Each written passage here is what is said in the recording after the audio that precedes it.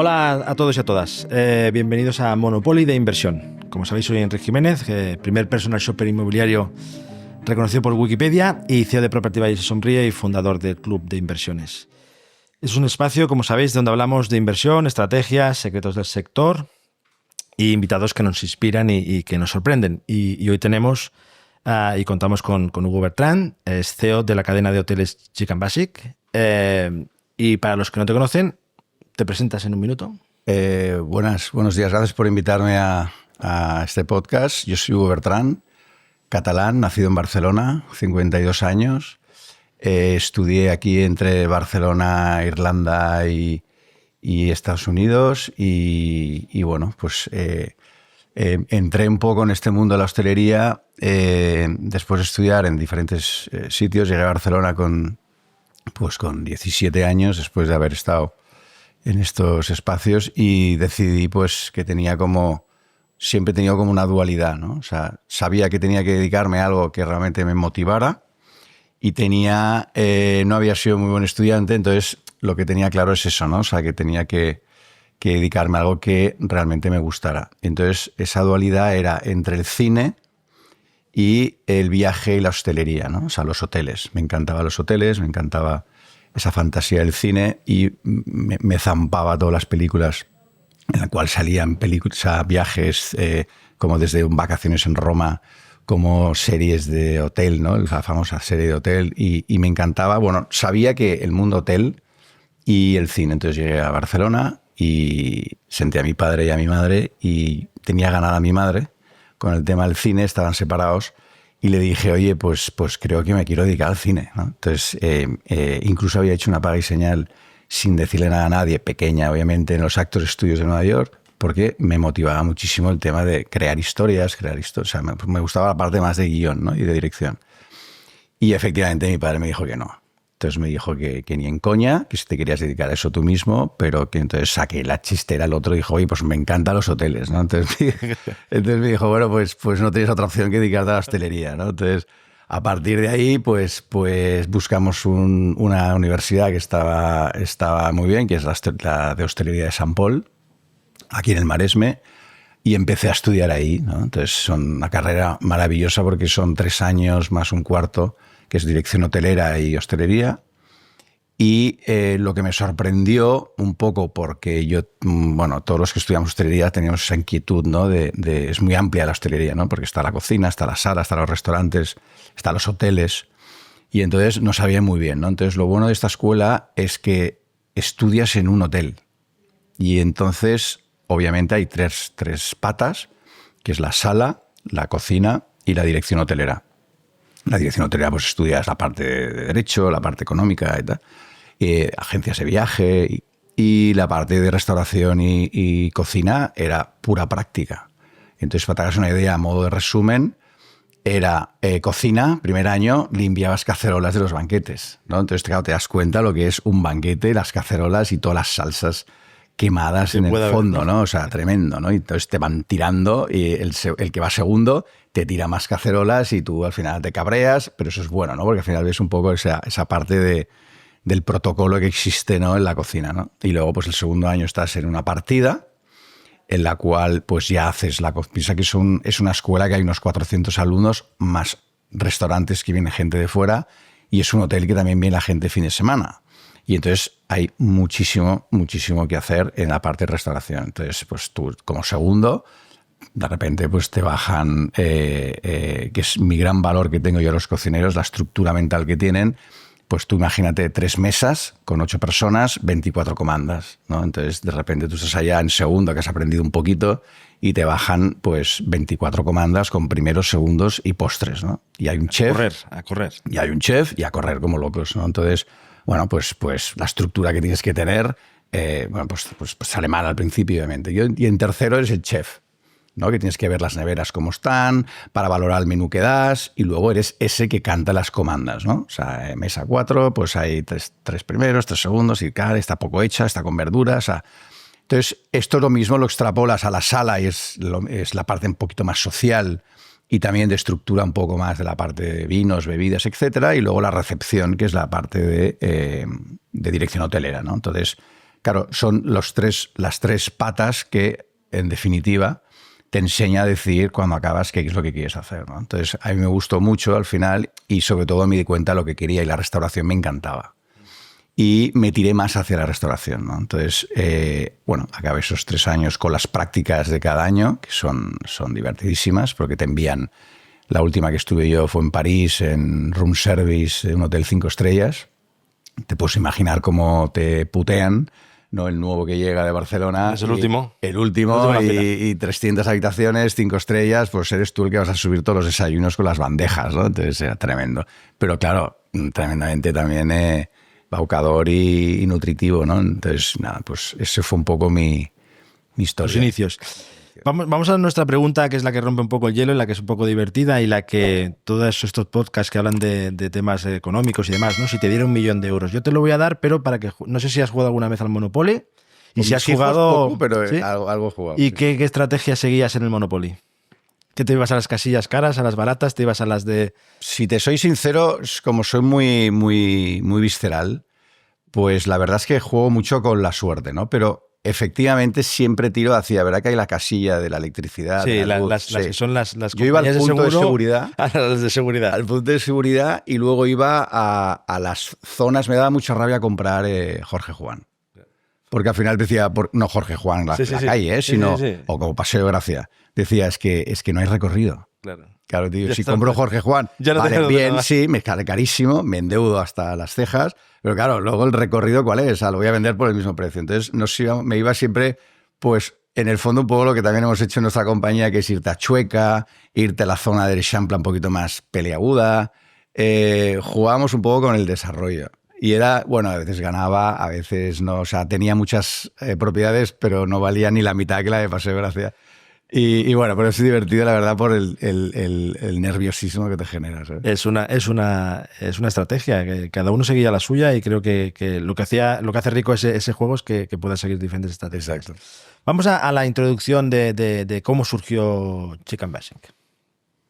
Bueno, Chicken Basic... yo después de acabar de la escuela de San Paul, ya obviamente, como te he dicho, te obligan a hacer unas prácticas, entonces ya me introduje un poco en el mundo de alimentos y bebidas, ¿no? Uh-huh. Y entonces me ficharon en el Juan Carlos I, también de jefe no meritorio, o sea, yo creo que fue también una suerte que tuve para trabajar ahí. Entonces era, claro, o sea, con 400 y pico habitaciones, éramos 5 personas, aunque la gente piense que en estos hoteles hay un arsenal en cada departamento, y éramos 5 llevando todo, ¿no? Desayunos, room service, súbeme un club sándwich. Y entonces fue un aprendizaje muy bueno y duro a la vez, ¿no? Entonces, bueno, empecé ahí, ya venía de ahí, del 5 estrellas que te he dicho de París, de unas prácticas, pero lo veía muy, muy, muy, muy salvaje, ¿no? En ese sentido, y poco agradecido. Entonces, pero bueno, las tripas ya las conocía, y a partir de ahí luego también por otra casuística empecé a buscar historias más en hoteles más pequeños. Tuve la suerte de ir a La Coruña, me ofrecieron un hotel en La Coruña de subdirector, pero muy focalizado a lo que son alimentos y bebidas. Uh-huh. Y entonces fui a La Coruña, en el Hotel Trip Maria Pita, que son 200 habitaciones, y reconozco que era un puesto no merecido, ¿vale? Porque yo obviamente venía de donde venía, y al final suena muy bien el Juan Carlos I, pero eres un gladiador de escaleras, ¿no? Estás todo el día subiendo y bajando. Entonces, bueno, pues empecé en el Trip Maria Pita de subdirector, pero muy focalizado, porque es un hotel que tenía mucha restauración, mucho banquete, bares, restaurantes, y estuve ahí durante un año y medio, y luego, pues casualidades de la vida, el director lo tuvieron que tuvo que ir a su ciudad condal, que era Valencia, y me pusieron un poco de interino, y bueno, y entonces pues esperando la vacante del director, ¿no? Y eso fue un gran reto para mí, y al principio un calvario, porque claro, cambia mucho trabajar en una cadena como Trip, que yo tenía una fuerte amistad con Carlos Calero, que en ese momento era el hijo de la propiedad, que era el director general, y me animó porque yo le dije, Carlos, es que, claro, yo paso de una historia que me encantaba, porque al final yo era subdirector, pero algún punto de la recepción y la dirección tocaba, pero sobre todo era la parte de alimentos y bebida, que era muy estresante, ¿no? Además, yo vivía en el hotel, entonces era constante. Y a mí me gustaba mucho porque yo siempre he sido muy de números, ¿vale? O sea, me gustaba el cine y era un poco despistado, pero en cambio el tema de los números me divertía. No es que lo clavara, es que me divertía mucho el porqué, ¿no? El por qué salían las cosas. Entonces, más que de números, de ecuaciones, era muy del por qué salía un escándalo así, en este caso en mi industria, de un banquete, cuánto costaba un banquete de verdad, ¿no? Entonces me divertía mucho y me sacaron un poco de esa línea y entonces ya me dediqué a la parte de dirección. Entonces la parte de dirección estaba bien, pero al final estas cadenas tan grandes, el director está muy front office, ¿no? Es un poco es como un public relations, está muy encima y te lo dan un poco todo hecho, ¿no? Y ahí empecé a notar ya mi chispita de montar cosas. Intenté montar, que me salió fatal, un hotel, un Pazo con un restaurante en La Coruña, al lado de La Coruña, con un amigo mío de ahí. Y me salió muy mal, Mi padre ya empezaba a ver que, oye, te estás descentrando, estabas yendo bien. Y entonces, bueno, pues me salió mal y incluso dejé el hotel para dedicarme a esto del Pazo y me salió fatal y tuve que volver a Barcelona. Y ahí volví a buscar historias y entonces, en resumen, caí, pues por ejemplo, un hotel en Mallorca, un Relais Chateau 5 estrellas, ahí sí que estaba de director. Y estuve también un tiempo y fue brutal, porque era un hotel, claro, eran pesetas, pero podríamos estar hablando de que ahora costaría unos 2.000, 2.500 la noche, hoteles donde venía Michael Douglas, donde tenías que saber exactamente lo que esta tipología de clientes quería en ese momento, una estrella Michelin que venía de la Tour d'Argent de París, el chef, que era un salvaje, brutal y súper profesional, pero te tiraba los platos a sus subchefs, les tiraba los platos a la pica, ¿eh? O sea, esto no me gusta, y lo tiraba. Está malo. Y el pobre maître estaba ahí, oye, que están esperando estos señores que han pagado una botella de 3.000 euros de vino y necesitan... Bueno, realmente fue una experiencia brutal y yo estaba de director, ¿no? Entonces la parte de F&B era muy importante, pero sobre todo la parte de hotel. Y eso es lo que me empezó a hacer tilín en el mundo de la hostelería, ¿no? Esta tipología, más que un trip hoteles, pues montar como una cadenita de Relais Chateaux, ¿no? Entonces, bueno, ahí, repito, volvió mi parte más empresaria, ¿no?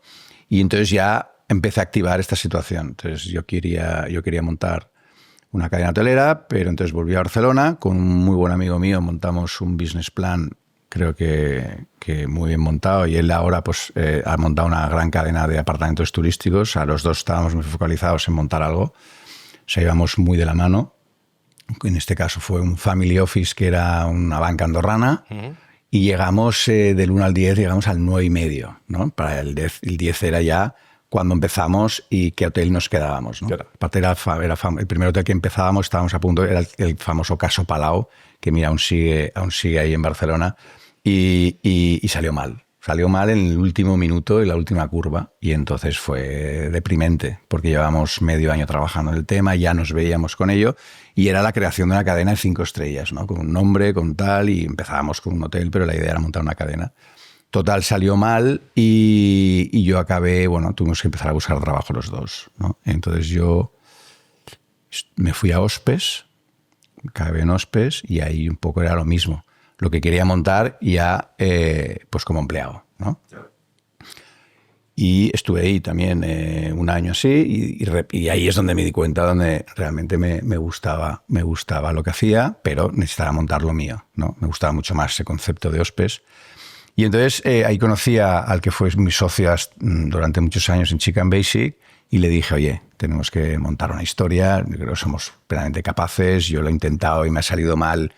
Primero muy mal. La experiencia, y al final esa experiencia... Bueno, fue una experiencia que obviamente yo ya me di cuenta, pues seguramente había planteamientos que no los había hecho correctos, sobre todo la parte del ¿Pero que te dieron aprendizaje? Total. O sea, fueron fracasos que para mí, o no sé si están bien vistos o no, pero en Estados Unidos pues dirían, oye, pues es un bagaje bueno, ¿no? Y a mí me sirvió de darme confianza. Decir, mira, pues esto lo he hecho mal, esto lo he hecho bien, o aquí me he pasado, o aquí me he quedado corto. A veces crees que tienes que ser como mucho más respetuoso con la parte económica y a veces tienes que ser un poquito más agresivo. Y ahí, pero claro, nos encontrábamos que haciendo el business plan, crear una cadena de 5 estrellas es muy cara. ¿no? Porque principalmente la gente de 5 estrellas quiere comprar la piedra. Claro. Comprar piedra y nosotros íbamos de gestores. Claro. Era muy complicado. Son diferentes focos. Veníamos de Ospes que veíamos lo que estaba comprando. Era una cadena que estaba Liza Koplovic, y compraban palacetes en Alicante, en Valencia, en Sevilla, en Mallorca, que es donde empezamos, un hotel maravilloso, el Hotel Miramar, delante de la playa. Pero claro, al final tenía una rentabilidad, bueno, pues diferente a la que sería otra tipología de hoteles, ¿no? Sobre todo por la compra. Y entonces el activo en sí tenía mucho valor porque era un activo singular y eso lo que hacía era minimizar la rentabilidad porque al final, aunque subieras los precios, no tenías una rentabilidad. Entiendo que es un seguro para seguro el activo fondo, en sí, claro, el activo en pero sí. La gestión, claro, tienes que vender claro, yo te hablo hace años, pero ahora sería vender a 800 euros la habitación para que sea rentable y a veces, oye, la ADR cuesta lo que cuesta subir, ¿no? O sea, tienes que dar mucho servicio que te hace perder mucha rentabilidad, ¿no? Como la restauración y todo esto, ¿no? 5 estrellas es un modelo súper interesante, pero el gran lujo 5 estrellas hay que tenerlo muy bien cogido con una marca muy potente, ¿no? Entonces, y a partir de ahí, dijimos, es que no podemos crear una marca de 5 estrellas. Estuvimos valorando un poco el nicho que faltaba, ¿no? Uh-huh. Y ahí salió Chicken Basic porque vimos, oye, ¿qué nicho está huérfano, un poco olvidado, pero que funciona y que podríamos dignificarlo? ¿Vale? Y entonces era el low cost, que aún casi ni existía el low cost, ni la palabra, ni el binomio. Y dijimos, oye, pues crear una cadena de hostales que tuviesen un rollo y que fuesen realmente económicos y muy bien posicionados. Uh-huh. Y a partir de ahí, pues obviamente fue el nicho. Nos despedimos de Ospes con el director general, que es Joaquín Ausejo, que era maravilloso, y nos apoyó, nos dijo, oye, ahí vuestros huevos, porque venís del 5 estrellas y os metéis en las cavernas. Y ahí empezó. Y la anécdota más tonta es que cogimos él y yo, en este caso Alberto y yo, cogimos un hostal de mala muerte para transformarlo con una paga y señal, que eran unos 4.000 euros así, y lo hicimos. Y entonces, a partir de ahí, lo que queríamos era crear esa cadena y entonces teníamos que ir a buscar al inversor. Hicimos lo mismo que habíamos hecho en el tema con este otro amigo mío, con los hoteles 5 estrellas, dossier bajo el brazo, y fuimos a buscar, hacer un road movie directamente vuestro proyecto por nuestro proyecto a todas los families de Barcelona, los fondos, a un abogado amigo nuestro que llevaba familias. Y bueno, pues a la tercera dimos con una familia muy seria de Tarragona, que lo que tenían eran tierras, entonces les gustaba mucho el concepto porque era trasladar sus tierras a propiedades, generar una patrimonial, y nosotros nos metíamos en la gestora, no en la patrimonial, y con la gestora ellos también participaban, y entonces a partir de ahí pues nos ficharon como gestores y socios, y ahí empezamos Chicken Basic. Perfecto. De ahí ahora, ¿en qué punto estáis como crecimiento? ¿En qué número de hoteles, facturación, si se puede y si quieres decirlo? Y me dices un poco, para llegar a este punto, en cómo habéis llegado en esa diferenciación, cómo os diferenciáis con esa competencia que podéis tener con otras cadenas. Claro, son 20 años. 20 años dan mucho de sí y mucho aprendizaje, y sobre todo lo que sí que hemos aprendido es a moldarnos a cada situación. Porque nosotros, claro, piensa que hace 20 años casi no había internet. Claro. Booking no existía. Google, bueno, te apoyabas en él, pero nosotros llenábamos los hoteles con las agencias de viaje. Ibas a Fitur, ibas a Londres y llenabas prácticamente el año con una tarifa y poco más, ¿no? Y la tour operación y luego a llevar los hoteles, ¿no? Entonces, claro, el golpe que dimos nosotros en el año 2005 de crear esta cadena hotelera que combinaba este binomio, ¿no? El chic, elegante, un poquito gamberro, pero a la vez pues con esta soberbia hotelera, pero a la vez pues básico, sencillo, un poco el algodón, ¿no? Es decir, pues precio asequible, económico, y esa combinación no buscamos nada más que la entendieran, ¿no? Y en limited service, que se llamaba en esa época, ¿no?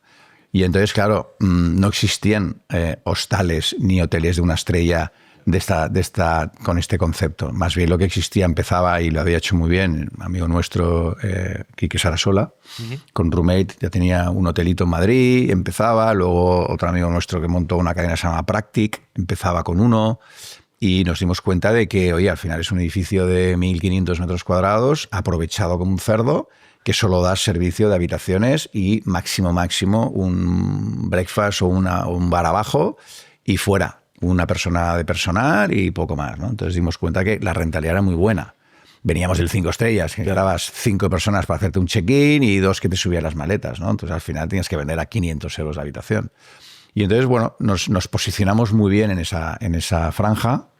Entonces fuimos un poquito, podríamos decir, todo nuestro fracaso, hubo un momento que éramos un poco caso de éxito, ¿no? Entonces ya, pues, ¿cómo evolucionó esto? Pues adaptándonos a la situación, porque obviamente cuando funciona un nicho, pues viene el competidor, ¿no? Y competidor con mucho dinero muchas veces. Y nosotros, pues, del 2005 al 2008-2009 funcionamos muy bien, comprando incluso bastante piedra, nos compramos varios proyectos, hostales, incluso compramos un hotel en Ámsterdam, porque nuestro proyecto era internacional sobre todo, porque claro, el binomio Chicken Basic lo que queríamos era expandirlo, que al final la gente, lo que buscábamos en ese momento es que la gente dijera, tienes que irte a un Chicken Basic de estos, aunque no fuera incluso nuestro. ¿eh? Sí, pero que el concepto... Un hotelito así económico, divertido, que esté bien posicionado, un tipo Chicken Basic. Entonces, bueno, si es Chicken Basic, perfecto, pero si no, como ya como los yogures Danone, ¿no? Que exacto, al final el Kleenex, ¿no? Oye, sí, tú, el Kleenex. Y entonces al final dices, éramos como el IKEA de la época, ¿no? De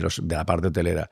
Y entonces nos encantó ese concepto, pero claro, nos íbamos dando cuenta de que cada vez teníamos más competidores y ya te digo, o sea, estábamos en plena expansión con nuestro fondo. Nuestro fondo estaba encantado porque estaba trasladando la piedra suya y se estaba revalorizando. Entonces fue la época más peliaguda, que ahora yo tengo unos socios que siempre dicen, yo si hubiese estado en esa época, son unos socios que tengo, Salomón, es un family office de Harry, Tony Serra, que tengo algún hotel con ellos, y claro, son compradores, son muy activos, ¿no? y son muy rápidos. Y ellos, pues claro, en esa época nosotros, un edificio 13A o 13B, como estaba la normativa, podías hacer un hotel. Ahora es imposible, ¿no? Entonces, claro, las decisiones para montar hoteles, teníamos un competidor natural muy bestia, que era la constructora. Entonces, a cada proyecto que íbamos, nos los quitaban los constructores. Porque cada tenía más margen cada día les subía 1.000 euros el metro cuadrado. Y entonces, claro, nuestro patrimonialista, el socio patrimonialista, tenía problemas porque cada final tenías que pagar más. Claro. Y entonces nosotros dijimos, oye, pues seamos hoteleros, que es lo que somos. Hoteleros es gestionar, ¿no? Piedras y tal. Entonces, empezamos a coger edificios y a transformarlos con un alquiler, ¿no? Empezamos en el BOR, una escuela, la transformamos entera y empezamos a buscar esta tipología. Lo que pasa es que, claro, entró la crisis del 2010. Este socio nuestro tuvo una serie de problemas en su core business. Y bueno, y a partir de ahí lo que hicimos nosotros es reestructurar un poco la tipología que teníamos, no contar con la piedra, y pasa que entramos en una crisis bestia. Fue la crisis del 2010, que fue financiera. Entonces él levantó la mano y dijo que se la quería vender. Nos asustó y dijimos, ojo, claro, si la vendes, nos vendes a nosotros, y a quién, y cómo, y la piedra, y tal. Entonces, al final nos sentamos, le dijimos, te vamos a ayudar a venderla, pero te la vamos a comprar nosotros, ¿no? Entonces ahí hicimos un gran cambio, le compramos a él y entonces pues perdimos mucha historia por el camino. En esos momentos teníamos 3 hoteles en Madrid, teníamos el hotel de Ámsterdam, hoteles comprados aquí en Barcelona 2, estábamos construyendo otro. O sea, estaba la marca y el concepto en expansión, claro, haciendo y creciendo, ¿no? Entonces tuvimos que vender los 2 de Madrid. Nos quedamos con un hostal en Madrid porque, bueno, se lo vendimos la piedra, pero nos quedamos con la gestión. No en todos pudimos hacer esto. En el de Ámsterdam, que era un bombón que nos había costado mucho conseguirlo y era una piedra maravillosa en el primer principal canal de Ámsterdam, tuvimos que venderlo prácticamente a deuda, porque habíamos cogido la deuda y, mira, me acuerdo que eran 4 millones de deuda, 36 habitaciones, o sea, esto es impagable ahora. Y el día siguiente ya valía 6, ¿vale? Pues lo tuvimos que vender por 4 millones. Bueno, vino un inversor y adquirió la deuda, ¿no? Y es un inversor que seguro que lo conocéis, que ahora está aquí en Barcelona, es holandés. Y siempre nos reímos, sigo hablando con él y siempre digo, oye, macho, yo tuviste, revéndemelo a 6, ¿sabes? Sí. Y dice, sí, hombre, ahora te lo doy a 12, ¿sabes? En aquella época os quitáis la mochila, nos quitamos la mochila, pero... entró otro socio para sustituir a este family de Tarragona. Uh-huh. Y bueno, pues nos reinventamos otra vez societariamente y entonces, bueno, pues también cada socio aporta y cada socio también opina y entonces, bueno, volvimos a reinventarnos. Entonces pasa que el ADN no lo hemos perdido nunca, ¿eh? Lo que hemos ido haciendo es adquirir un poquito, o sea, ese cambio de binomio. Por ejemplo, la parte básica la tenemos ahora distribuida como un beautiful satisfaction, que al final es una definición de algo realmente cómodo, cama cómoda, o sea, los mínimos que realmente da igual las estrellas, porque nosotros obviamos las estrellas, pues que tenga el mínimo de satisfactorio en la habitación, ¿no? Pues es como el algodón bueno, ¿no? Sí. No tiene diseño, no tiene nada, pero es gustoso, ¿no? Y luego el chic, que es un poco más la parte cultural, la parte más canalla, la parte más gamberrita, para darle ese punto de chispa a diferenciarnos. Entonces antes éramos chic and basic puro y la calle, y ahora lo que hacemos es de que cada concepto nuestro, ya el nombre en sí, explica una historia. Entonces, ¿cómo hemos evolucionado? A ver, es muy difícil diferenciarte en 18 metros cuadrados y en un espacio de abajo. Entonces, nosotros nos hemos reinventado, intentamos competir con cómo explicamos la historia antes de que llegues. Entonces, al final te encuentras lo que te he explicado, pero tiene ese punto simpático y una de las cosas que siempre buscábamos, mi socio y yo, es que tú sonrieras cuando llegaras. Que dijeras, qué gracia, ¿no? O sea, el mensaje, los amenities... poco la diferenciación de hacerte un poco un loyalty y venga, pues yo quiero un chick and basic porque me da lo mismo que los otros, pero me siento de una manera distinta, me explican algo que no tengo, ¿no?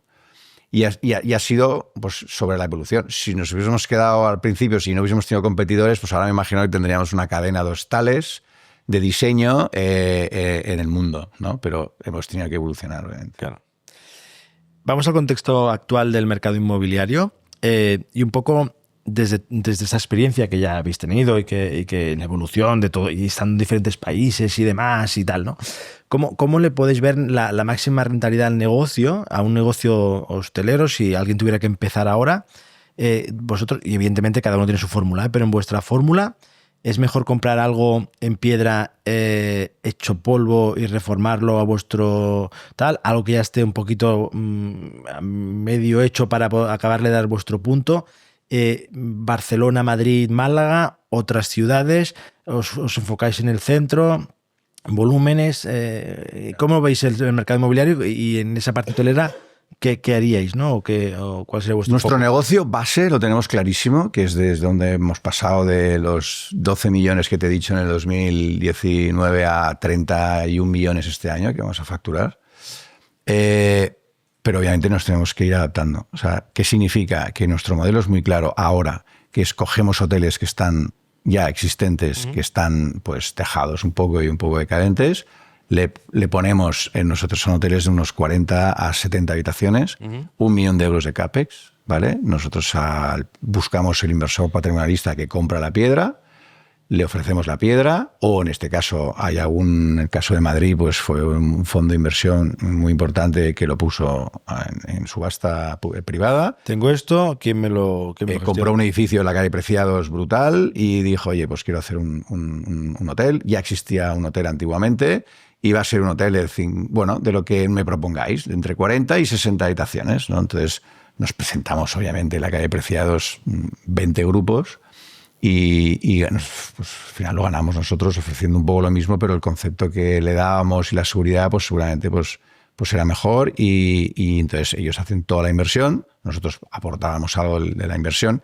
y sobre todo toda la parte de FF&E, que es toda la parte de mobiliario, y pagábamos un alquiler con una renta y un aval, ¿vale? O sea, este es un poco nuestro core business. Entonces al final, ¿qué inviertes? De cada proyecto 1 millón. Hicimos lo mismo en Oporto, que era un edificio prácticamente un solar, que pasaba lo mismo y, oye, pues nosotros llevábamos toda la obra, llevábamos todo el proyecto con arquitectos y esto, pero lo financiaban ellos, con un destino final que era la tipología nuestra, con 70 y pico habitaciones, en el caso de Oporto, y nosotros pues poníamos eso, más o menos el 1.000.000 euros.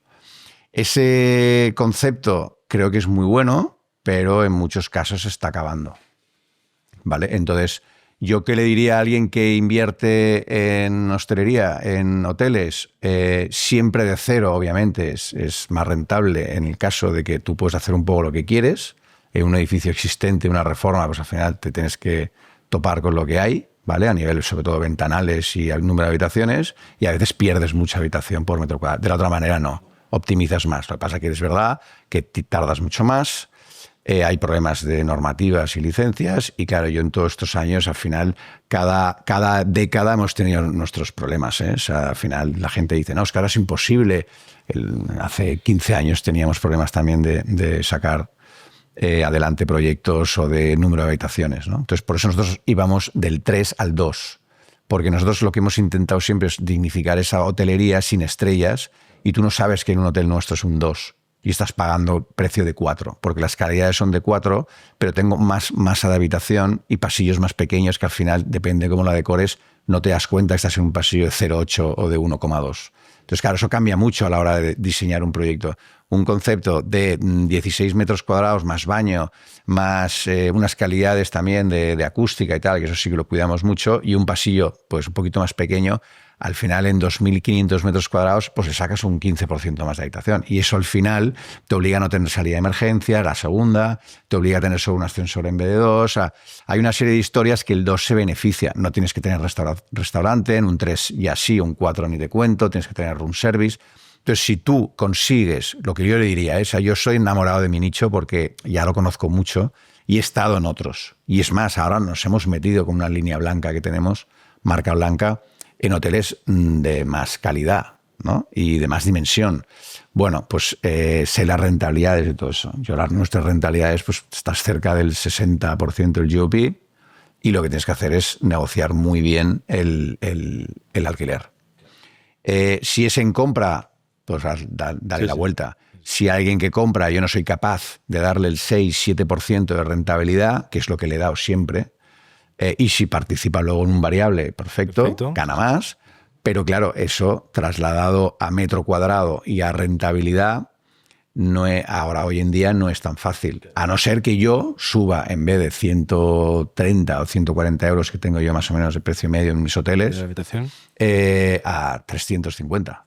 Entonces, como eso yo no me lo creo, por muy bueno que sea el proyecto, yo no se lo puedo ofrecer a un inversor. Entonces, yo si tuviese que invertir en piedra es distinto. Pues si eres patrimonialista, hay que buscar esa tipología o reducir un poco. Yo lo que haría a un inversor es entrar él a riesgo y dárselo en un management a un gestor.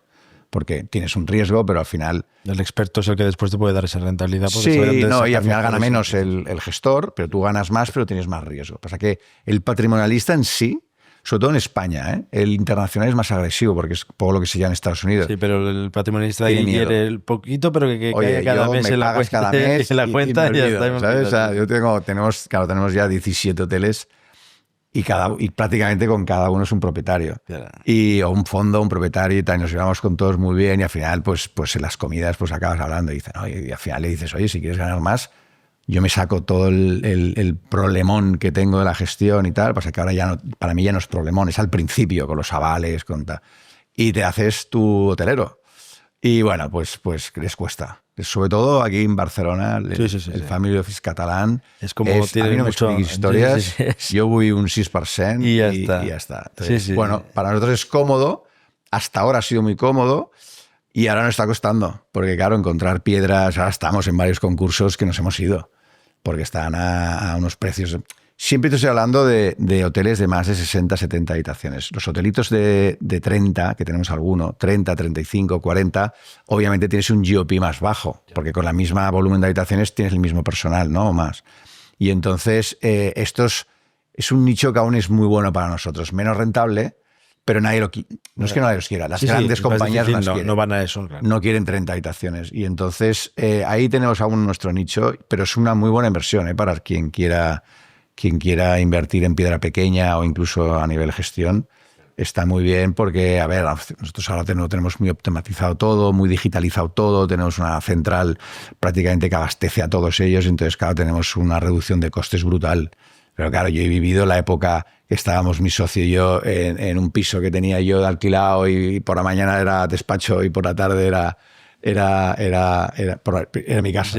Sí, ¿no? Entonces, claro, al final hemos subido maletas en los apartamentos turísticos que teníamos también. O sea, como hemos vivido todo aquello y teníamos un despacho que la gente venía y decía, pero que ahora nos hemos mudado, pero ¿qué hacéis aquí? Pues está bien, sí, yo lo que quiero es gastar en los hoteles, no en la oficina, ¿no? No necesito enseñarme. Claro. Y entonces, claro, hemos vivido el efecto coste muy cogido, ¿no? Entonces, claro, es lo que nos ha enseñado el low cost también, que tienes que medirlo y tienes que tenerlo muy cogido. Pero también en la crisis del 12 pues pudimos salir mejor, por ejemplo. ¿Cómo capeasteis el COVID, por ejemplo? Bueno, la del 12 fue dramática, pero el COVID fue brutal. Porque la gente no podía. Fue brutal. COVID, aparte me pilló a mí que había comprado prácticamente a mis dos socios. Nuestro primer socio Family Office también nos pasó lo mismo que el primero, que quería solo hoteles de 5 estrellas y le dijimos que nuestra ADN era este. Y la compramos en el 2015. Y yo en el 2017 compré a mi socio de toda la vida. ¿Su participación? Sí, su participación, porque él también quería tirar por otra línea, Y entonces, claro, yo pues en principio estaba tranquilo y disfrutando, bueno, pues de esa soledad del empresario, ¿no? De esa soledad que siempre hablamos, de la soledad del empresario, ¿no? Que es muy bonita por un lado, pero es vas girando hacia un lado y otro. No ves a nadie. No ves a nadie y dices, ¿qué hacemos? Y antes pues tenías a gente, incluso pues con dinero para que te solventaran, que fue lo del 2012, ¿no? Y entonces me pilló solo con mis dos primas, que también son socias nuestras ahora, que ya estaban en la segunda etapa. Y entonces, claro, o sea, ¿yo qué hago? ¿No? Pensaba que eran 2 meses, que el pajarín apareció en marzo, y aparte es la peor época de los hoteles. Vienes de diciembre, enero, febrero y marzo, es cuando realmente, pues cuando no tenías dinero tirabas de las pólizas, y cuando no, pues es el desierto hasta llegar al oasis, que es abril, ¿no? Y en abril peor porque... Santa y empieza... Sí, pero también pagas toda la parte de impuestos, pagas todas las tasas turísticas o trimestrales o semestrales y tal. Entonces, justo en la tensión de tesorería están esos 4 meses, ¿no? Y el pajarín entró en marzo. Y entonces, claro, a partir de ahí es una novedad absoluta. Habíamos pasado por todo. Claro, habíamos pasado por la crisis de la construcción, habíamos pasado por el 2012, habíamos pasado que era financiera, que ahí tuvimos que pedir algún crédito, pero no nos la daban, porque no había dinero. Pues eso, tuvimos que vender producto y sacar lastre de casa, ¿no?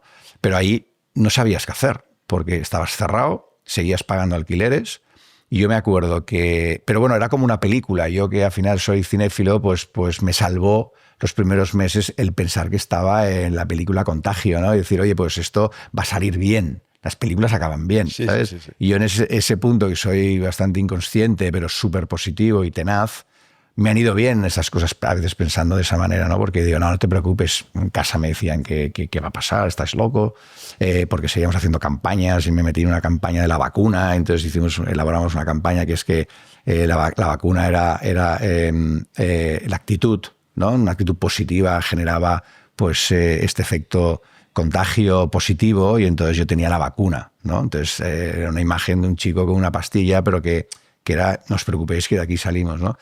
Pero esa inconsciencia me salvó moralmente, pero luego la realidad es que perdíamos 300.000 euros al mes.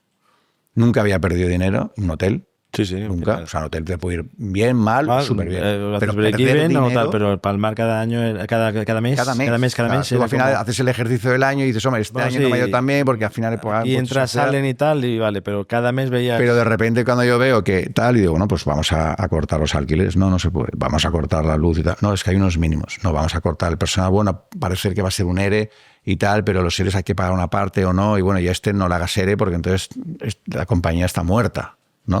O sea, si a mi jefe de comercial, a los de revenue y tal, les hacía un ERE, no tenía nadie en casa, ¿no? Entonces, en el despacho, y me encontraba con 300.000 euros cada mes. Yo digo, esto es imposible. Si dura un mes, 2, 3, vale, pero duró 2 años, ¿no? O sea, nosotros perdimos 3, 4 millones de euros.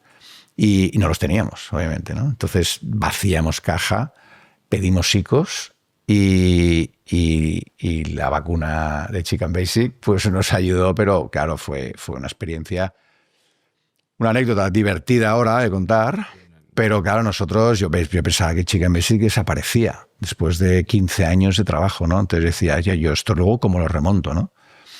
Y mira, pues fue, pues imagínate, además yo estaba ahí sí que operativamente, ejecutivamente estaba solo, ¿no?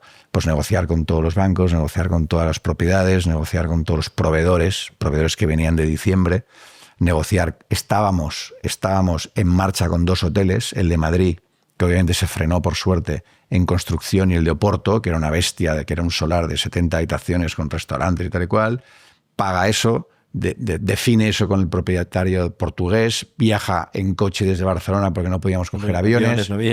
No, fue tremendo. O sea, yo adelgacé 5 kilos, se me cayó el pelo que me quedaba y yo digo, es que esto me tiene que servir de algo, ¿no? Y efectivamente, bueno, pues esta estructura mental que te digo yo de los cocineros que me encanta, ¿no? Y que es la que aprendí yo en la hostelería y que les tengo tanta devoción, me sirvió un poco para saber gestionar ese caos.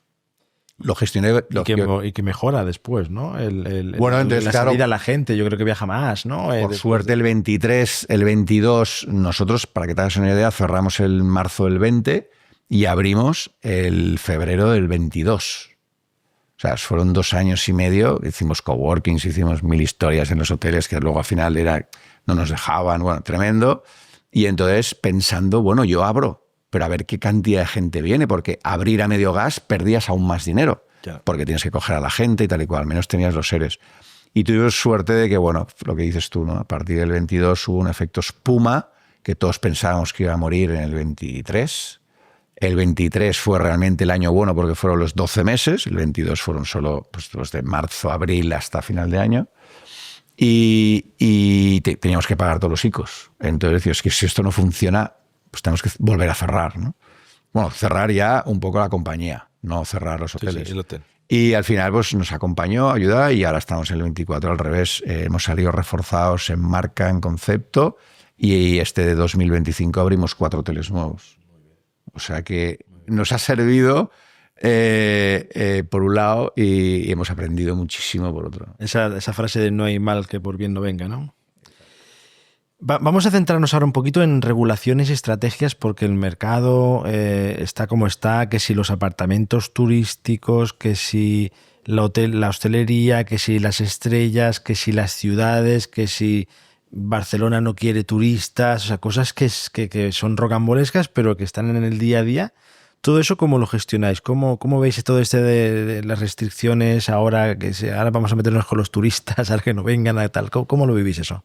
Lo vemos mal porque, repito, cuando los que venimos hace 20 años con 1000 historias, es absurdo que algo que ha conseguido la ciudad pues lo destroces de esta manera. Una cosa es que lo puedas regular, que puedas hacerlo bien. Yo creo que mucho político, pero ya no te hablo solo aquí en Barcelona, no se mete en la cuenta de resultados de un hotel, no se mete en la valoración que tiene un barrio con un hotel. Al final el hotel no molesta. Un hotel es un hotelito que tienes... Yo tengo un hotel en el Bor que no lo ve nadie. O sea, está dentro de un edificio, no molestamos, hay 70 clientes cada día que entran, salen, gastan y consumen por el barrio y le dan un poco de vidilla, ¿no? Entonces, intentarse cargar esto y prolongar el problema a que los hoteleros, los turistas son el problema, yo creo que es un error. Lo que pasa es que hay un populismo ahí que yo creo que les sirve, ¿vale? Pues luego lo mezclan con cruceros y tal. Y yo creo que el gran problema no son los apartamentos turísticos, porque yo creo que todo lo legalizado y que has pagado debería resurgir, es el tema de lo que pasó, que se está regulando ahora, pero es que Barcelona, tu casa era un Airbnb. ¿Entiendes? Entonces, a partir de ahí hay 1 millón de plazas nuevas, porque no estaba regulado. O sea, ellos jugaban un poco con el campo social, de que, oye, tú, mi habitación, porque no llego a final de mes, pues la señora mayor, pues alquilo mi habitación por 400 euros. El joven días, y tal a jóvenes, estudiantes, y me hacen compañía, yo les hago una tortilla de patata por la noche. O sea, eso es falso, obviamente, ¿no? Se han visto todas las mafias que han entrado. Porque al final no es esa habitación, sino es toda. Son 5 habitaciones. 5 habitaciones son 10 camas más en la ciudad. Son 10 pernoctaciones más. Entonces, si sumas todo ese volumen, Al final creo que no es justo. El apartamento turístico bien hecho, todo un edificio, funciona, pero lo que es la ilegalidad... Con inversión, además con o sea, hay unos lobbies, este amigo mío, o sea, tiene muchos edificios que es que no molestan, obviamente, los clientes son turistas, pero que son gente que paga 140 euros la noche, no viene a destrozar la ciudad, ¿no? Entonces, claro, es el problema cuando hay ilegalismos, cuando alguien lo ha hecho de verdad y ha pagado sus tasas y ha hecho sus historias. Nosotros hemos tenido apartamentos turísticos y los hemos ido quitando por casuísticas porque eran pequeños y tal, pero yo entiendo que un vecino se puede quejar si tienes apartamentos sueltos, pero el problema yo creo no de Airbnb en sí, porque nosotros también trabajamos con Airbnb, ellos nos venden habitaciones y venden a edificios enteros. El problema son los sueltos, que hay muchísimos, y que luego al final también hay un populismo de que no sé si son 10.000 apartamentos turísticos, al final es el 1% del mercado inmobiliario de Barcelona. Es decir, que no sé aquí hoy día, no sé, es el 25 y entonces ya cuando pasas el 10, 15, cualquier industria que tenga un problema ya es un peso para medirlo. Sí. Pero cuando estás hablando de uno, es que entiendo que juegan un poco ahora el problema de la vivienda y entonces lo tienen a huevo. Claro. Como la época del turismofobia, con la alcaldesa que teníamos aquí, pues que no apoyaba el turismo porque veía que no tenía ningún tipo de apoyo. Y entonces decíamos, ¿pero qué problema damos? O sea, al final la gente, Barcelona también, tú cuando vas a una ciudad quieres ir a la ciudad, pero dormir en un sitio que esté bien, ¿no? Entonces, ¿para qué putearnos, no? O sea, no sé, lo de los cruceros, pues hay como doble lectura, ¿no? O sea, funcionan muy bien, pero que luego ellos vienen del crucero y destrozan la ciudad según ella. Pero yo creo que hay una doble lectura, no es así. Hay gente que viene 2 días antes, está en la ciudad, gastan. Pero bueno, yo creo que es una historia que es un gran error, pero si no se regula, y es muy fácil regularlo. Esto es como los robos. Si alguien te roba, solo hay una ley, es que se vaya a la cárcel o que se vaya. Si tú robas y sales al día siguiente robas. Puedes robar. ¿Sabes? Entonces es una normativa que yo creo que es puramente política y muy oportunista. Vamos a un apartado de consejos. Dentro de las oportunidades que hay en el sector hotelero y en el sector de inmobiliario, ¿qué consejos darías si alguien se planteara hacer algo? Ya no, porque evidentemente meterte en hotelero tienes que tener, background, dinero, contactos y demás, ¿no? O sea, no es lo mismo decir, no, me voy a comprar un pisito para alquilarlo, que eso, pues, alguien con una cierta tal, pero alguien que sobre todo para la gente joven, nos gusta que este podcast, pues la gente joven se enganche, porque gente con más experiencia, al final no solo explicamos nuestros éxitos, sino también nuestros fracasos, ¿no? Y dónde nos hemos equivocado, ¿no? ¿Qué consejos podrías darle a alguien que piensa que el mundo hotelero, o sea, vete tú ahora a cuando tenías 20 años, ¿no? O 17, cuando empezaste, ¿qué consejo ¿Hotelero darías? que dices que invierta en el mundo hotelero? No, que le gustara el mundo de la hostelería, los restaurantes y demás, ¿no? Que ¿por dónde tendría que empezar? ¿Por dónde empezaste tú, por ejemplo, que es comerte todos los marrones que había y tal, o ya que hemos evolucionado, irte más a buscar socios? Yo la parte más difícil que me encontré en Chicken Basic, pero que a la vez muy agradecido, es esa parte, ¿no? O sea, el ser socio de algo sin dinero. Si tú tienes dinero, pues sería otro consejo. Decir, oye, pues invierte pues lo que hago yo, ¿no? Claro. Que lo que invierto luego tienes que conseguir el edificio o monta un restaurante si te gusta la cocina. Gente también se piensa que es muy fácil montar ese tipo de cosas y luego te das cuenta de los restaurantes es muy difícil. Abren muchos y cierran muchos. Exacto, y luego que dura lo que duran. O sea, tú estar en una cadena de restauración. Nosotros, por ejemplo, trabajamos con una cadena de restauración que son unos familiares, amigos nuestros, el grupo Isabela, y nosotros montamos hoteles y abajo los ponemos a ellos como restauradores para darles este binomio que está muy bien. Y entonces yo sé cómo funciona una cadena de restauración y aparte mi madre en una época estuvo casada con un señor que montó aquí muchas historias, que era Oriol Regàs, que montó pues era un gran provocador de productos, ¿no? O sea, montó Boccaccio, Up and Down, o sea, montó el Vía Veneto. O sea, sé lo que al final, cuando montas más de uno o dos, el problema que tiene. Entonces hay gente que aún no lo sabe, ¿no? Dice, bueno, monto 4 tapas y al día siguiente monto otro. Entonces, la punta de restauración, si tienes dinero, arriésgate. Yo creo que es muy importante saberse arriesgar. Pero si no tienes dinero, yo me encontré con ese problema, ¿no? De cómo le endulzas a un inversor diciendo tú me vas a poner el dinero, pero yo tengo el 50% porque lo voy a llevar yo. O sea, eso es lo difícil. Entonces, yo lo que haría primero es trabajar para, ¿no? Y darte cuenta de lo que cuesta limpiar una cacerola, no empezar desde abajo, pero sí que, bueno, pues con tácticas de ir subiendo accionarialmente según resultados, ¿no? O sea, no hay nada más que le pueda gustar a un inversor con una buena propuesta, de decir, yo entro con un 10, ¿vale? Porque te he ofrecido el negocio, pero lo que voy a hacer es de que si consigo este EBITDA o consigo dimensionar este negocio o monto otro, pues que vaya de una manera pues adquiriendo más acciones, ¿no? Entonces eso es motivación también para el que lo ha fundado.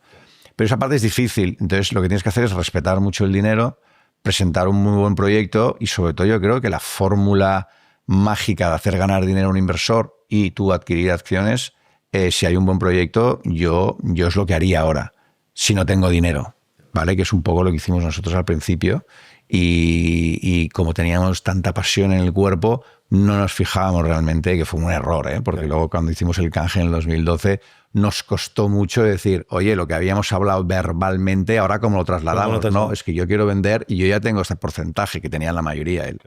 Y entonces le digo, alguien con mayoría, con problemas económicos, estás jodido. Pierdes. Y entonces dices, bueno, pues yo qué haría, estudiar muy bien ahora. Si yo empezara ahora de nuevo, haría una estrategia muy lógica. Tengo amigos míos que no acaban de tener un capital y que quieren montar alguna cosa y me ven a mí y tal, y yo les cuento, tío, o sea, mi padre no me dio dinero ni nada, yo puse 3.000 euros, sí, cierto, que los perdí, porque el fondo luego no quiso ese hostal, que lo perdimos. O sea, yo entré con 3.000 euros perdidos. Entonces, ¿qué me ha costado mucho? Porque no hice un planteamiento. Había demasiada pasión y poco interés, no sin ánimo de lucro, pero poco interés económico. Entonces, eso yo creo que también, por otro lado, ayudó a que invirtieran en nosotros. Decían, estos tíos van como motos, estos tíos en el fondo la ilusión que le no nos pone están pidiendo nada. Y tal, es como... Y tienen un 15% cada uno, pero tienen minoría, no pueden opinar, no pueden tal. Me acuerdo, en el consejo de administración de este Family Office estaba el presidente de Vueling, que era Josep Miguel Abad, que es un crack y hablábamos mucho. Y él venía un poco bueno, nos explicaba, oye, que esto viene, el low cost viene, que Vueling funciona y ya verás la democratización un poco de los viajes y el low cost y tal, y efectivamente, ¿no? Entonces, para nosotros estábamos como motivadísimos y yo creo que esa motivación decían, bueno, pues ya veremos, ¿no? Si nos piden algo. Y eso fue un poco por parte nuestro una cagada, porque hoy en día yo creo que el gestor tiene que tener más peso, pero con una forma. Sí, porque al final tiene toda la bueno, responsabilidad de que el inversor está en sus ¿no? manos. Depende de qué nicho y qué negocio, está en sus manos, ¿no? Entonces tú tienes que saber hacer un buen planteamiento. Y si no lo aceptas, que te estás equivocando, inversor. Porque yo he tocado muchos tipos de inversores y he tenido muchos tipos de inversores. Ahora, por suerte, ya vamos solos. Y cuando no vamos solos es porque me apetece ir con alguien y los invito o me invitan incluso a negocios nuevos que incluso no tienen nada que ver con hostelería, ¿no? Me han ofrecido restaurantes, discotecas, me han ofrecido meterme en temas de coworking y tal, pero yo me focalizo a lo mío. Pero siempre yo le diría, o a un primo mío, o un sobrino mío que me ha dicho, haz un planteamiento coherente, que la suma sea la motivación y la ilusión, pero que vayas escalando, porque si no estás muerto.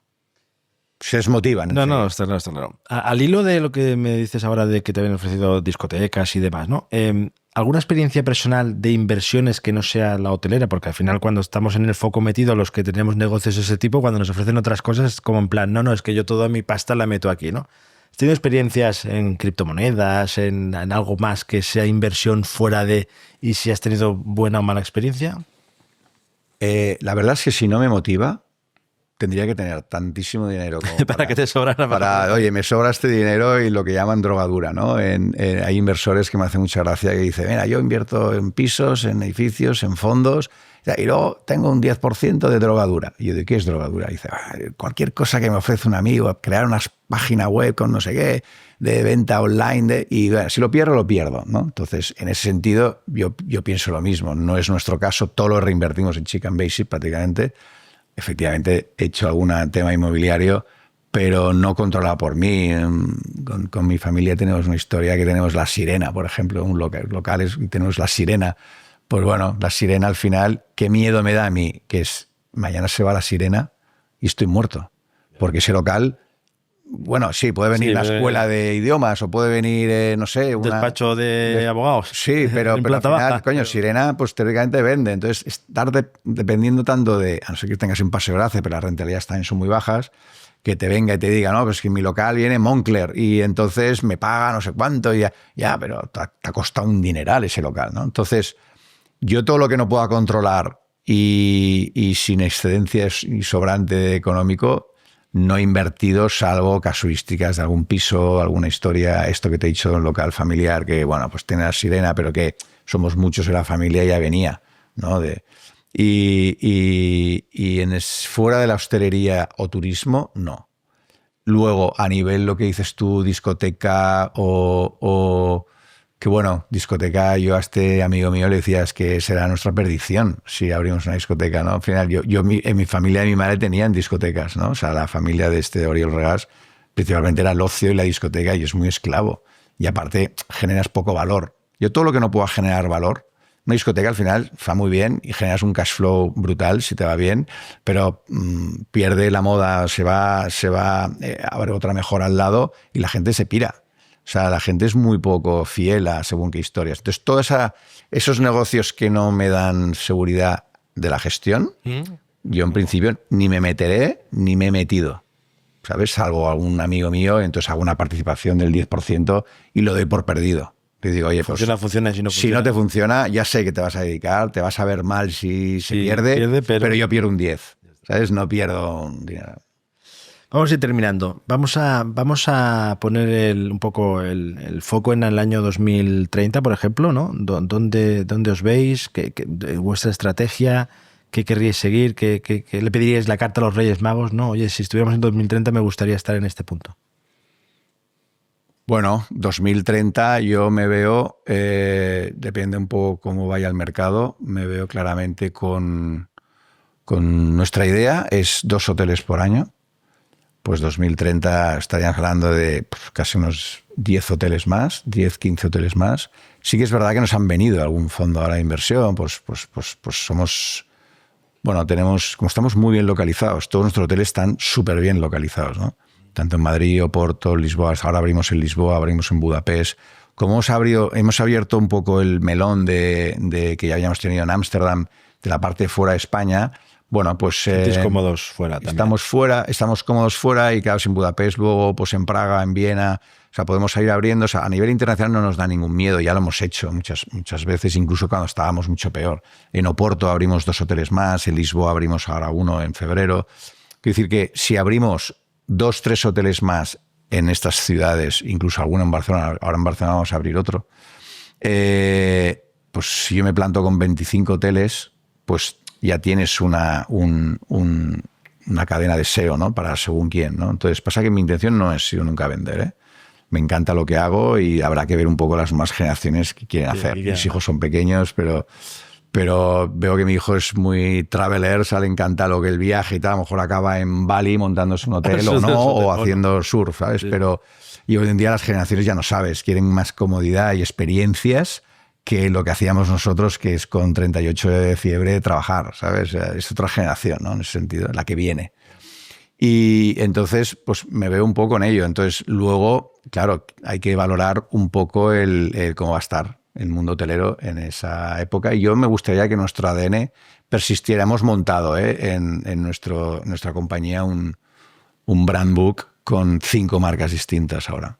Hemos hecho la parte de Chicken Basic, que es el paraguas, pero hemos hecho una marca blanca, hemos hecho un Chicken Basic Escape, que estamos mirando en hoteles en Puerto Rico, República Dominicana, para romper un poco los esquemas de los resorts clásicos, ¿vale? Ya tenemos un proyecto muy chulo, incluso nos estamos aventurando en Cuba, que es una ciudad, La Habana es una ciudad muy complicada, pero muy atractiva y muy sexy, o sea, en toda esta parte estamos fuertes. Y obviamente una marca nueva que hemos creado, que aún no se puede decir, que vamos a nicho un poquito más de más calidad, ¿no? Es un currazo, ¿eh? Currazo. Pasa que, claro, después de todo el equipo que tenemos y tal, lo tenemos muy fácil. Hemos fichado un director creativo desde hace ya un paro después del COVID, en el COVID y después del COVID. Y o sea, no lo puedo tener quieto, ¿sabes? Claro, tienes que siempre creando. Una chispa y entonces me va ofreciendo y yo soy muy provocador también. Claro, y a mí, entonces eso te va el rock a and mí roll. me va el rollo, me va el rock and roll y yo soy de los que de repente este año dije, oye, después del COVID, acabamos de pagar los ICOs, hemos establecido otra vez la marca, hemos invertido en el CAPEX y los hoteles que tenemos, vamos a mimar los que tenemos. Oye, que tenemos ya 14 hoteles y no sé cuándo. Este año nos liamos en 4 más, ¿sabes? Y yo no quería liarme este 25, quería pues, estabilizar un poco la compañía, en la central, pues ahora tenemos todo lo externalizado que teníamos, que era revenue, marketing online, tal, pues dices, oye, ¿cómo lo interiorizamos en el equipo, ¿no? Y al final pues hemos cogido unas oficinas grandes para todo ello. Pero reconozco que hay mañanas que me levanto con, venga, vamos a tranquilizarnos y a generar las sinergias actuales, y hay otras que digo, vamos a montar un fondo de la leche y nos vamos a ir a República, que es lo que hemos hecho. Entonces hemos liado a otra gente de allá de Puerto Rico y entonces estamos montando un fondo de 100 millones para que ellos compren y nosotros gestionamos. Y mi mujer me va diciendo, pero ¿dónde tronco? está? ¿Dónde está el final del Yo digo, camino? es que me gusta mucho el punto este de crear cosas, ¿no? O sea, me motiva muchísimo y reconozco que cuando yo vivo mucho mejor en el caos que en la tranquilidad. Esto lo tengo clarísimo. Ya me pasaba de pequeño. Entonces, llevar un hotel me acababa aburriendo. De 5 estrellas solo tuyo perfecto, pues no sería lo mismo. A lo mejor de aquí, cuando tenga 70 años, pues me voy a la campiña inglesa. Te lo pides y ya está, ¿no? Pero ahora en estos momentos, te digo, es que, te repito, tengo esa dualidad de un día a una mañana, igual me pasan todo. Me gustaría montar una productora de cines, pero también soy cauto, como soy de numeritos, pues al final digo, cuidado, las productoras de cines pierden dinero muchas, ¿no? Entonces al final me veo un poco como al menos llegar a esos 25 hoteles con una buena marca o con un paraguas de marcas muy coherentes, que yo creo que es básico hoy en día, o sea, ser muy coherente en tus marcas para generar este deseo a las grandes, que nos han venido varios fondos de inversión para comprarnos y nosotros pues no hemos querido, ¿no? Por un poco esto de decir, oye, prefiero tener 25 y luego ya me vendrás a ver. Sé que es un buen momento ahora, lo sé, porque ahora es un momento que todos están cargados de dinero, con muchas ganas y falta de proyectos, y entonces podemos llegar a ser un punto goloso, ¿no? Porque estamos en muy buenas localizaciones y es que en Barcelona no puedes montar más hoteles. Ese es el tema, ¿no? Pero me voy a resignar, voy a aguantar un poco y no quiero escuchar ningún tipo de oferta. Perfecto. Vamos a un cierre ya rápido y personal. Un libro favorito sobre inversiones o algo que te haya gustado y que podamos decir a la audiencia que pueda leer.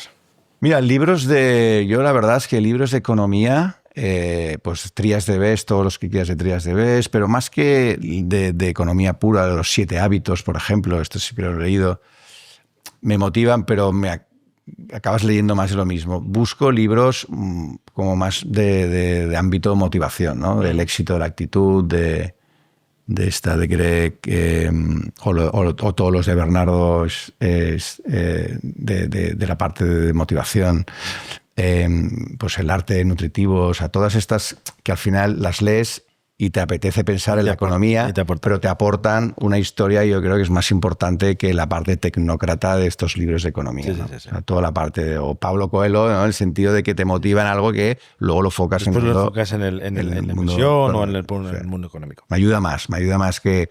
Y luego biografías, obviamente, las de Steve Jobs, todas, ¿no? Pero las lees y me gusta él, ¿no? La persona. La historia que tiene. Un lugar del mundo donde te gustaría invertir y por qué. Bali. ¿Por qué? Para irte allí, ¿no? A vivir. Bali, buscar una excusa para poder irme ahí, y luego es que estamos con muchas ganas de montar un resort rompedor, y Bali creo que lo reúne todo. Y sería obviamente montarlo y no irte a vivir ahí, pero me encantaría... Repitiendo para... Bali, Asia, ¿sabes? Más que la parte República y Caribe también, pero esa parte la veo como muy fuerte, muy sexy, muy potente. Y aparte yo creo que cautivadora, ¿no? El mejor consejo que te han dado sobre inversión, finanzas, negocio. Mejor consejo... no vales nunca. Personalmente. Personalmente, no, lo que aconsejo, métete en todo lo que puedas devolver. Yo creo. Que la deuda la motivación no supere la deuda. Si al final te ha salido mal, perfecto, empatas, has aprendido. Patas sabes devolverlo. En la vida se gana, y puedes devolverlo. Y puedes devolverlo, sí. Y puedes devolverlo, sea una entidad bancaria, como sea un socio. Yo los socios he tenido siempre mucho respeto y creo que lo he demostrado y por eso me llevo bien con todos los que he tenido y los que ya no tengo, porque ven que yo respeto el dinero, porque es que si sale mal, y me he arriesgado yo a frases lapidarias, de, bueno, si esto sale mal, yo lo pongo, ¿sabes? Y pues saber que no sea una frase al aire, que puedas, ¿no? Pues me vendo mi piso y te lo pago, o me vendo mi compañía y te lo pago, o sea, en ese sentido, y con bancos igual. Nosotros por eso con los bancos nos llevamos muy bien, porque ven que no vamos solo a deuda. Nosotros intentamos ir un 70% nosotros y capital nuestro y un 30 o 40 deuda. Incluso ellos nos incitan, y más ahora. Que sea más claro, porque si ven que funciona y ven que... Sí, no, al revés, nos dan por y venga, y te doy esto y te doy lo otro, y ahora queremos, ¿y por qué no quieres comprar la piedra? Y te apoyamos a la piedra y tal. Entonces, al revés, te incitan. Pasa que, bueno, los bancos ya sabes cómo son. O sea, al final, luego, cuando te sale mal, hey, que estoy aquí, oye, que no sé qué, oye. Entonces, siempre poder devolver lo que puedes y trabajar con muchísima pasión. Sería un poco el... ¿Y tu mayor inspiración en el mundo de los negocios? ¿Quién es el que cogiste como...? Hablabas mucho de los cocineros, no sé si algún cocinero... Los cocineros los valoro muchísimo por su mente estructurada, que es la que me enseñó a mí. Personajes que yo he seguido, podríamos decir Richard Branson, me encanta, porque es un tipo que hace lo que quiere y debe ser, y ya se ve que es una mente privilegiada para los negocios, tanto música como tal. Jan Schager, que es el que... Perdona, en este edificio, Virgin, en la parte de abajo, sí, no, y estamos arriba, en Paseo de Gracia, estaba Virgin, o sea, la gente está ya hace unos años. Y arriba tenía un rooftop, me acuerdo, sí, brutal, ¿no? Richard Branson yo creo que es un referente para muchos. Luego los hoteles te pueden gustar más o menos, pero como concepto de personaje. Y Jan Schager, que fue un poco el que rompió moldes en toda la parte de hoteles de diseño, que no sea clásicos Four Seasons, sino mismo precio, duermes en uno de él, pero con mucho más lifestyle y mucho más rollo, que es el creador del Estudio 54 y que montó esta cadena de hoteles como el Delano, como todas estas que ahora se asocia con Edition. Y estos dos referentes a nivel hotelero, y yo creo que el que me motivó a mí es el que te he dicho antes, Oriol Regàs, que es un poco uno de los fundadores de Lagos Givin y muy provocador y lo tenía cercano en casa. Claro. Todas sus historias que me contaban. Claro, yo llegué en su vida con 15 años. Eras una esponja, ¿no? Y entonces yo escuchaba lo que hacían y las reuniones con Sabina y Joan Manuel Serrat en casa y todas esas historias, y él montó también una productora de cine. Claro, yo veía que era una persona que luego le salieron mejor o peor las cosas, ¿no? Pero creaba cosas lo que sabía que la gente quería, ¿no? O sea, él montaba una discoteca up and down en el momento porque sabía que el burgués catalán le faltaba un sitio. Montó el Vía Veneto porque sabía, o sea, provocaba mucho, pero se cansaba enseguida de las cosas cuando ya funcionaban y montaba otra. Y eso lo veía en casa y yo dije, coño, esto es peligroso porque si lo haces con demasiada pasión. También le pasó que tuvo un punto de inflexión difícil a nivel económico, pero me gustaba un poco como el desarrollar los proyectos. Espectacular la entrevista. Yo creo que nos ha faltado tiempo y preguntas. No queremos alargarlo mucho más. O sea, creo que podremos repetir de aquí un tiempo porque te has desnudado. O sea, lo has explicado todo. Y es lo que creo que mola a la audiencia, el que puedas explicar que no todo es tan bonito como parece, que el llegar aquí, oye, tengo tantos hoteles, facturo tanto, está muy bien, pero ¿qué hay detrás? Y el que hay detrás yo creo que aporta mucho. Por tanto, agradecerte mucho que hayas venido. Mira, te voy a hacer un último, el resumen de estos 20 años. Hemos hecho una campaña, ahora que la veréis por aquí, que hemos introducido y hemos agradecido y hemos hecho un homenaje a todos los personajes que han pasado por Chicken Basic, desde inversores, desde bancos, desde creativos, desde interioristas, arquitectos, etcétera. Hemos cogido 50 aportes, los hemos introducido en una camisa de fuerza para conmemorar un poco la creatividad, la locura de la creatividad, y les hemos hecho un homenaje que ahora los iréis viendo por la ciudad, y hicimos una fiesta hace poco de este homenaje, y al final es un homenaje a todos ellos, a que solo en esta vida no haces nada. Es un poco lo que hicimos nosotros, rodearnos de gente muy buena, entendieran nuestro proyecto y ahora les hemos hecho un homenaje. Entonces, al final, un poco el resumen de la compañía es agradecimiento y pasión, ¿no? Y a partir de ahí, pues coherencia económica, ¿sabes? Pues estaremos atentos a esa campaña. Acordaros de darle un like y a suscripción porque esto nos ayudará. Gracias. Muchas gracias.